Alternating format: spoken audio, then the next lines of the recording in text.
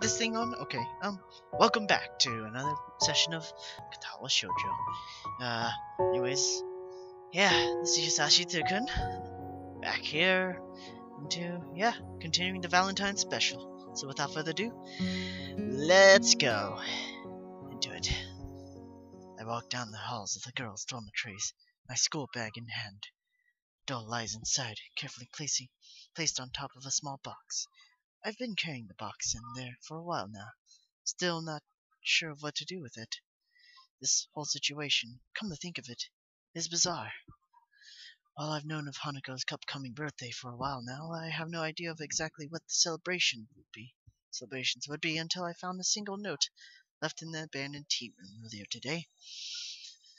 I hold it up and read it again, double-checking the instructions. The plain black handwriting's fairly legible despite Lilly's blindness, clearly thanks to considerable efforts and care. Hisao, we'll be holding a party at my place. Please come at 6 o'clock to room 225 in the girls' dormitory. Sorry for notifying you this way, but I have class rep duties. Lilly Sato. Not reassured, I continue walking down the hallway until I reach Lilly's dormitory room. I hesitate for a second, but eventually give 3 sharp taps on the door. A brief and muffled exchange of words can be heard from the other side. Listening closer, I can just pick out Hanako and Lilly's voices. As they finish, Lilly calls out, "Might that be Hisao?" "Yep, I got the note you left for me." "You can come in. The door is unlocked." Glad that I managed to get the right room, I press down on the handle and let myself in. As the door swings open, my greeting to them is stolen from my mouth.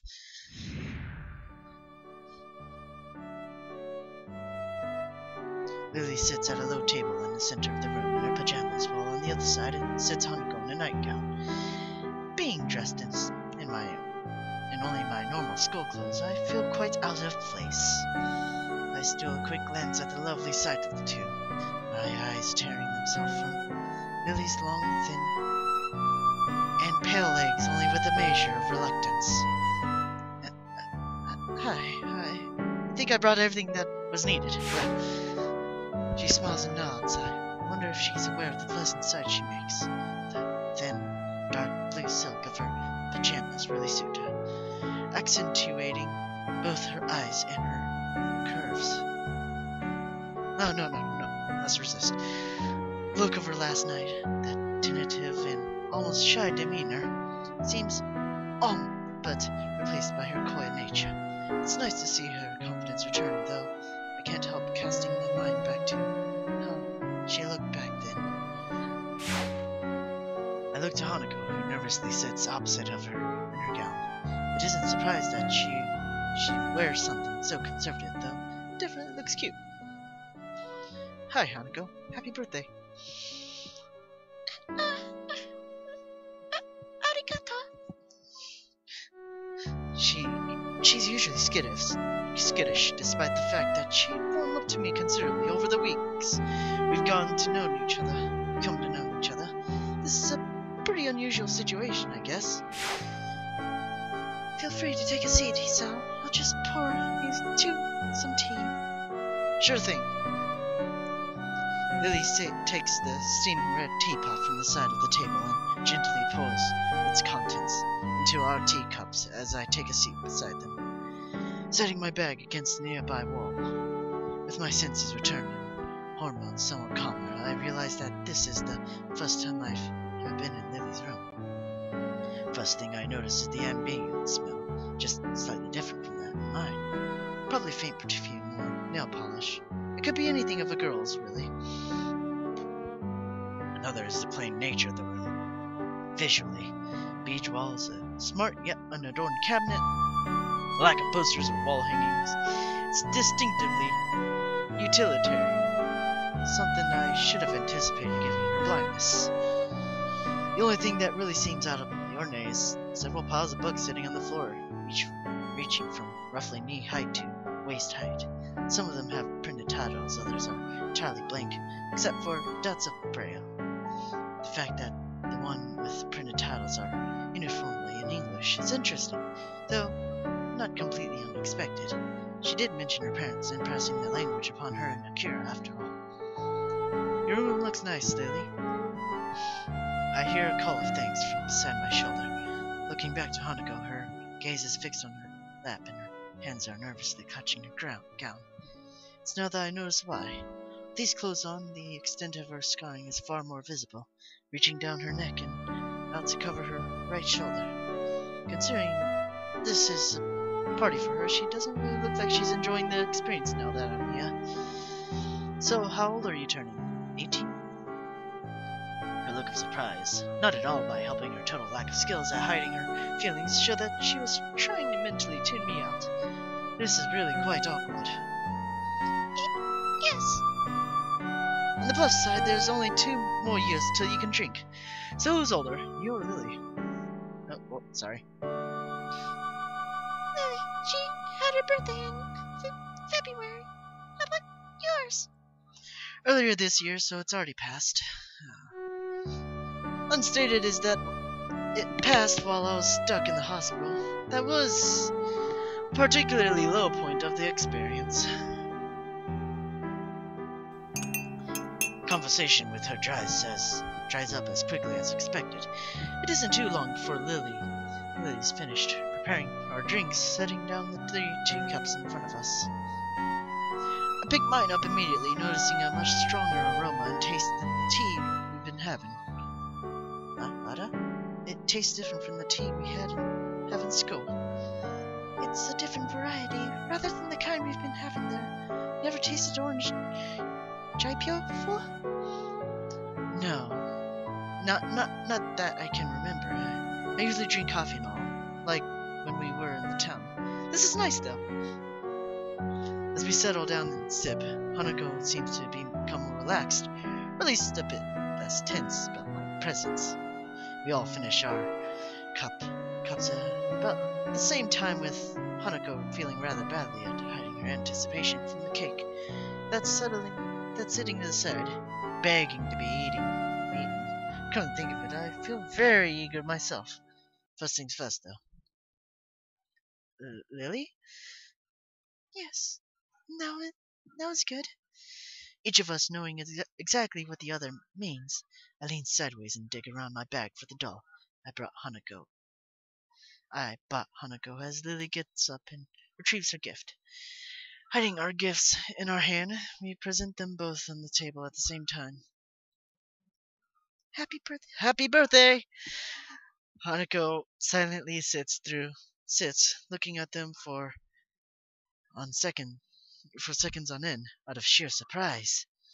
My little wooden doll, replicates with Victorian-era dress and a little hat, lies next to a light brown and fluffy stuffed bear from Lily. She clutches at her gown as she moves to speak, not taking her eyes off the modest presents. Thank you, Lily and Hisao. Aw, that's so cute, right there. Cute hugs. Her voice begins to crack as Lily reaches forward, wrapping her in a soft embrace. The sight of Hanako holding Lily so tightly is heartwarming, so much so that I couldn't wipe the smile off my face even if I wanted to. As Lily gently rests her face on Hanako's head, she speaks so quietly and softly that I can barely hear. Happy birthday, Hanako. Happy birthday. Hanako gives a small nod, holding on to Lily for a time before breaking off and wiping an eye. Guess that for Hanako, simply having anyone to be there and love her would be special. The fact that Lily and I can now share that role for her is something I think I'll always be grateful for. Hanako gently takes the doll and teddy bear, holding them both to her chest as she warmly smiles. Wait, the doll was that big? I thought it was like very small, but well. Yeah, I've already ate. For a long time, all 3 of us simply sit in happy silence. The quiet is not broken until Lily's soft voice beckons. Oh boy. Shall we have at the cake then? Great, they're yelling now. This is gonna ruin the mood, but oh well. Her proposal is met with 2 looks of unhidden anticipation. No arguments for me. Okay. Whew, that was good. I contentedly sit back, both Lilly and Hanako looking just as satisfied with the food as I. I took some effort, but we managed to finish off the cake in one go. I don't think I could fit any more in. I think next time I'll buy a smaller cake. Hanako and I give a chuckle, but I can't help noticing that come this time next year we'll have graduated from Hmmmmmmm. The fact is somewhat depressing since I finally feel as if my life is starting to get back into some kind of order. Oddly looking around, Lily's neat and orderly room, her book catch my eyes once again. This may be a little impetuous, but my curiosity gets the better of me. Besides, I don't think she'll mind in any case. Hey, Lilly, do you mind if I take a look at one of your books? You're quite welcome to, Hisao. That said, if you can overcome 2 language barriers, I'll be quite impressed. 2? Braille and... oh, right, English. She gives a nod. I knew you were studying English, but I'm still amazed that you're this proficient at it. One could say it's a perfect way to avoid people borrowing my collection. She says it in jest, but I am a little disappointed. Having all these books around with no way of reading them feels like one big tease. Hanako giggles quietly as I reach over the closest pile, plucking the topmost book with only a cursory glance. Death on the Nile, in large letters on the cover, is the only printed text to be seen. I sit down for a while with the book open on my lap as Lilly and Hanako talk. Try as I might to feel out the dots of braille printed on each page, seem to blend into one another and become indistinct. I thought that this to be a lot easier than it actually is. Some practice though, I could see someone with a better sense of touch mind managing to read at a pretty fast speed. Noticing a silence that had probably begun earlier, I look from the dotted pages to see Lilly smiling at Hanako as Hanako sips another cup of tea. Something wrong? Quite the opposite. Your curiosity's quite endearing. I am inordinately pleased by the praise, though. I can feel my cheeks heating up a little. Thanks, but I don't know how else I could act. To be honest, I wasn't altogether sure of how you saw us, since you were a new transfer student from another school. If you pitied us, I would have been quite offended. There's a certain edge to Lily's voice, one that I quite possibly placed as pride. Glancing over the Hanako, she seems even more subdued than usual, looking towards Lilly rather than me. I wouldn't worry about that, considering the position I found myself in. I'm perhaps the last person that should be dispensing pity on others. My parents' first interactions with me after my heart attack. I wouldn't want anyone to see that kind of face. I catch myself from going any further, but not soon enough. But the girls seem to be put off. Lilly, especially. I'm sorry, I shouldn't have gone that far. An awkward silence reigns for a few beats, thankfully ended as Lily's head perked up in a gesture I've come to easily recognize. Hear something? The door. Everyone looks towards it, trusting in Lily, since, true enough, the door handle shudders and turns, a flash of yellow and black slipping through. Kira Sato is in the house. Happy birthday, Hanako. Thank you. Akira takes a seat at the table as she plops her tea bag beside her. Tall bag beside her. She had a trademark boisterous air about her, making no small deal of her entrance. Hanako clutches her gown to steady herself, but doesn't appear too shaken after she settles down. I guess she must have met Akira before. Not a huge surprise given how close Akira and Lilly are. Akira doesn't seem to be the least bit put off by Hanako's scarring. Oh, despite its prominence, but she also doesn't pull any punches in how she acts, despite Hanako's shy nature. I thought you said you had to work. You have to work, Akira. Did you manage to get off for a while? Kinda. I feel bad about ditching the guys doing overtime, so I gotta get back soon. But I feel bad about not coming to your cute little Hanako's birthday too, so for now I'm here. She grins wildly at Hanako, who flowers into a full blush as she pins her eyes downward towards her lap. Her mouth seems to widen and contract over and over as if she's trying to suppress a smile out of embarrassment. It's a little strange how her reaction seems to be more immediate and forceful than when she's embarrassed by the way she looks. All she managed to give in return is a tiny nod, failing to hide her appreciation to any great extent. Not that many people give her positive attention, I suppose. Makes me respect how Akira can handle her, making her so happy compared to what little I could do. Now then, before I go... She reaches into the bag beside her, grandly displays its contents.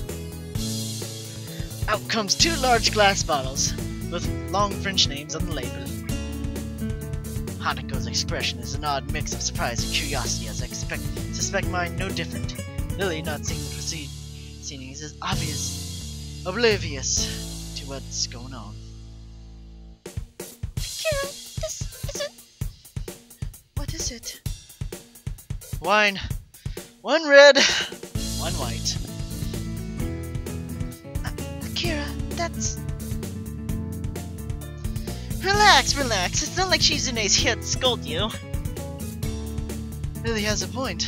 That's not exactly allowed on campus. Or anywhere, really. We're still short of the legal drinking age, remember? Rich words for someone practically drooling as they examine the bottle. She got me there. I am genuinely interested in trying some, even just a little. While Hanako may not be handling one herself, her look does tell me that she's far from opposed to the motion as well. Notion. Lilly rubs her forehead, giving up the fight that she knows Akira would win due to simply not caring enough about those funny rules and regulations. Just don't breathe a word of this to anyone in school, please. I beg of you. I'm not stupid. Don't worry. That said, I gotta get back to work pretty soon. So soon? But you only just arrived. Sorry, Lilly. Good to see you too. Again, though. And you, Hisao. See you later, then. Goodbye, Akira. She levers herself with a grunt and waltzes out of the room, leaving us alone with the 2 items on the table. Interesting. Lilly gives a small, nervous giggle as her sister and her sister's antics as Hanako takes a wine bottle. So... What do you think, Lilly? She rests her elbow on the table and pinches the bridge of her nose, thinking the things through. She really doesn't seem to be able to keep up with her sister. Well, it's already here. We may as well have some. No sooner does she say it, that I take a quick glance around the room for glasses. A small groan above me reminds me that Lilly retired to rest on her bed for a bit. A few minutes ago, almost completely drained of energy, I managed to stand up and drag myself to the side of the bed, sitting down and leaning my back against it. Good God. Ugh. Ugh.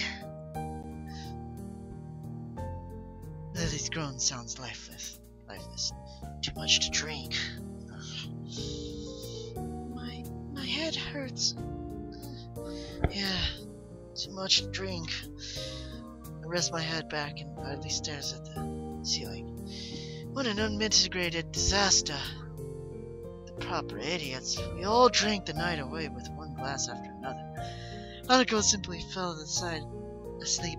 It's a miracle I don't see as ill as Lilly. Hey, Hisao, I'm sorry about today. I didn't think this would happen. It's fine, Lilly. To tell the truth, I had a lot of fun today. Really? I think Hanako did too. She certainly did. There's a short silence before another groan, response from the surprised, supine Lily. You okay? As you said, I just drank too much. What's the time? It's... Quickly look at my wristwatch. Its numerals barely legible in the gloom.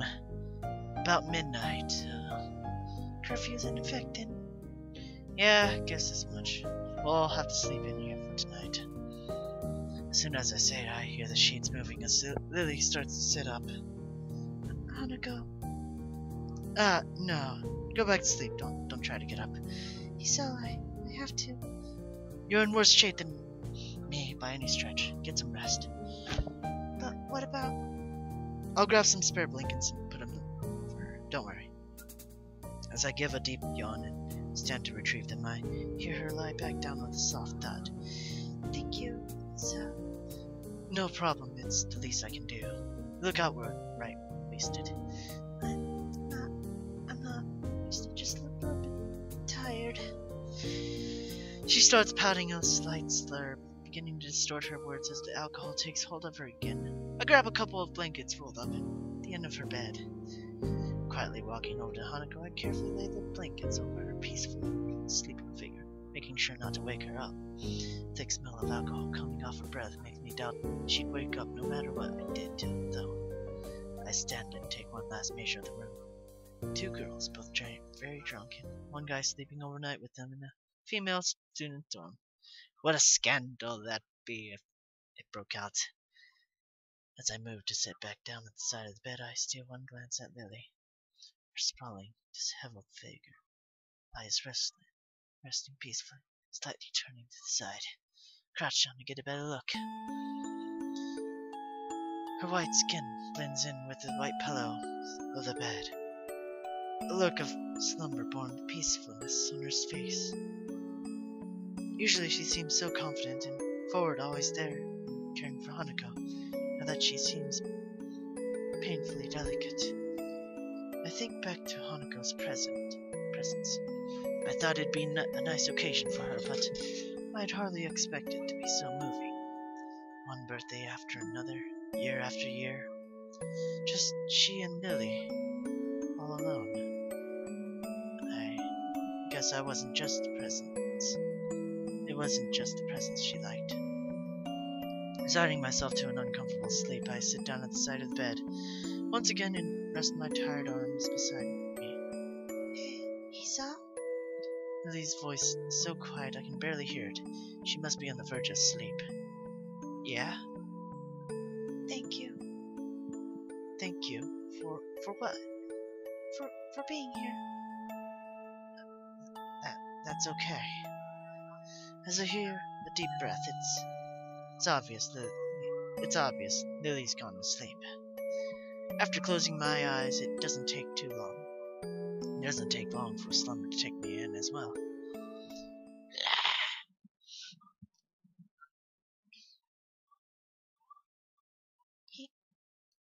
Hisao?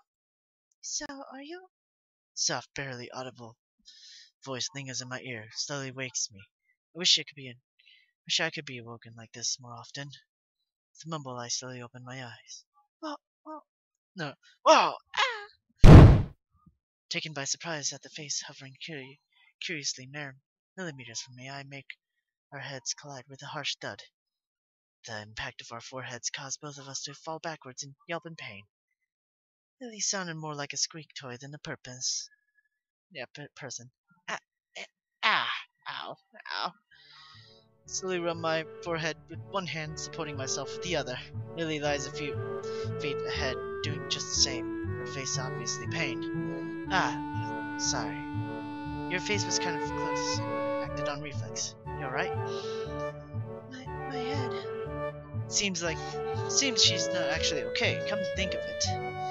I doubt that the impact alone is what's causing her head so much pain. Hangover. You drank a fair bit last night. She silently nods in confirmation as I lever myself up. I offer a hand to her and help her back onto her feet. Glancing behind her, I find that Hanako's still fast asleep. drank as much as you did. That's very different from what I remember. Anyway, girls have a lower tolerance than men. That doesn't help.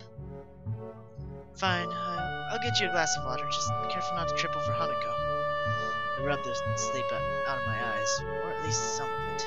So I walked to the counter, pretending to someone with hangovers in the way I like to spend a morning. It only takes a few seconds for the glass to fill with clear water, reflecting the silver of light that makes it through the thin curtains. Looks like Lily's taking a seat on the side of the bed. Okay, walk over to her while taking care to step over the peacefully sleeping Hanako and place a glass into her outstretched hands. Thank you. No problem. Okay. I take a seat next to the soft bed, having a surprising amount to give. She drinks slowly and methodically. Loud silence passes with only Hanako's small breathing to be heard. With some measure of guilt, I look at Lily's face and attempt to read her expression. Her brow is furrowed and she looks to be lost in thought. For a moment I hesitate, but eventually place a hand on her shoulder in an attempt to reassure her. I didn't expect her to flinch, rather noticeably at that, though. Sorry. I didn't mean to. Lily quickly shakes her head in a manner somewhat more violent than usual for her. She takes a long breath to steady herself before letting her head sink. I must look terrible right now. I moved to protest, but quickly realized that it would be futile to do so. That said, I want her to open up more. If you want to talk about anything, I'm here. Lily gives a self-depreciating snort as if to mock her own emotions. There's just a lot happening right now. I'm sorry for being so strange recently, especially back when we were in town, even though I'm a bit confused about everything. Believe me, I know how that feels. She smiles wistfully, resting a cheek on the back of her fingers. We're a couple of broken young fools, aren't we? Come on, don't say that. Come graduation, we'll be back out in the real world. The real world. Sometimes I surprise myself with the way I think about things. I guess the strange, divorced feeling of Yanmaku in the surrounding town, compared to the outside world, still hasn't become natural. Maybe it never will. It's strange in hindsight. Being isolated from society like this doesn't feel as bad as it probably should. A wry grin on her face. Lily seems to share the same sense of amusement at the idea. Eventually, though, her smile drops. I'll be going back to Scotland for a week or two soon. Is that why we have to reschedule Hanako's birthday party? She gives an affirmative nod. You'll be able to see your family again, at least. You're not looking forward to it. I haven't met my family in 6 years. I don't even know how to act around them anymore. Wait, what? My mouth hangs open as I try to process what she said. She's 18, that means she'd have been only 12. She's been only 12 when they left. I've seen very little of my parents with them both working long hours, but I feel utterly useless as I struggle to find some way to respond. But why? Why did they leave? Why are they inviting Akira and I back? Both, I suppose. My father's business has its headquarters in Scotland, and an executive position became available for him there. In the end, he had to move permanently. My mother followed him, but Akira and I stayed in Japan for the sake of both Akira's job within the Japanese branch of my father's company and my education. As for the latter, one of my aunts is gravely sick. I'm sorry to hear about that. Don't be. It feels strange, really. We're being summoned there for her, yet barely met before. I can't even remember the sound of her voice. Equally strange is the total lack of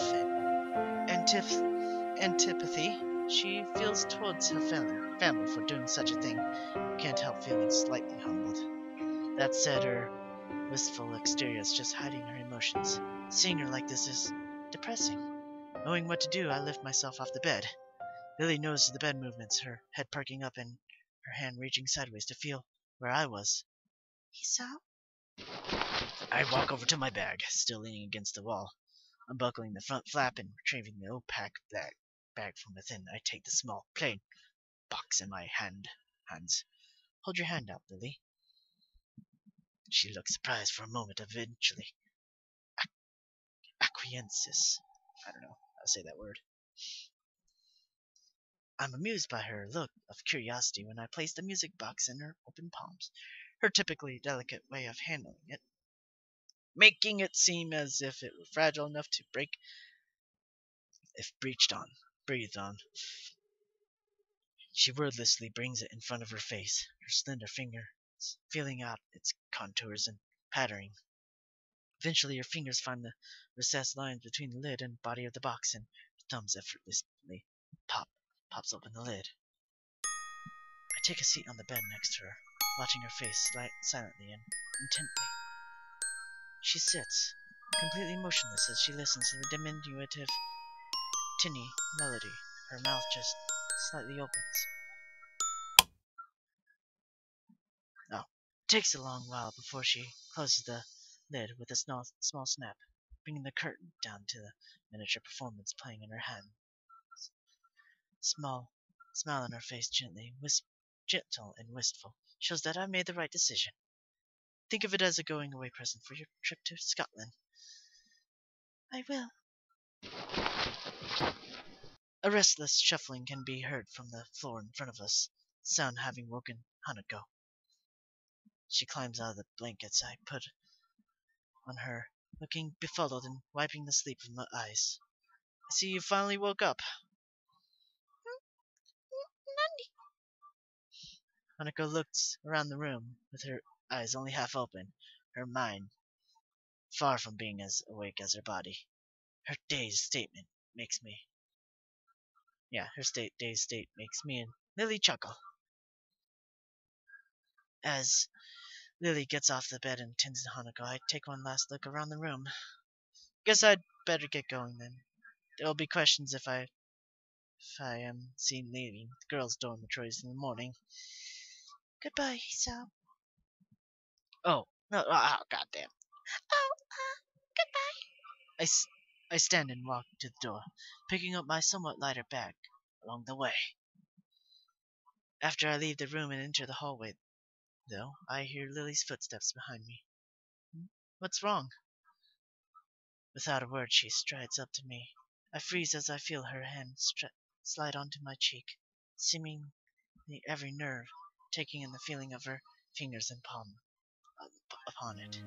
Immediately after having her face slowly moves next to mine, light momentarily touch of her lips, brushing against my other cheek. For a moment, everything seemed to stand still. I absently bring my fingers to my cheek as if trying to recapture that fleeting feeling. Lilly! That's my thanks. That's my thank you, Hisao. Thank you? For your present. Have a nice day in school. And with that, she disappears behind her door and gently closes it. The muffled voice of she and Hanako, audible through it, much as they were yesterday night. ... Think I'd be hard-pressed not to have a nice day after that. I walk away with a certain spring in my step. I think there were some people around that glanced at me emerging from this girls' dormitory building, but I find it difficult to care. Be right back, everyone. As promised, I'll be right back because I need to check how much memory this took. How much more time I've been playing? 207? Yeah.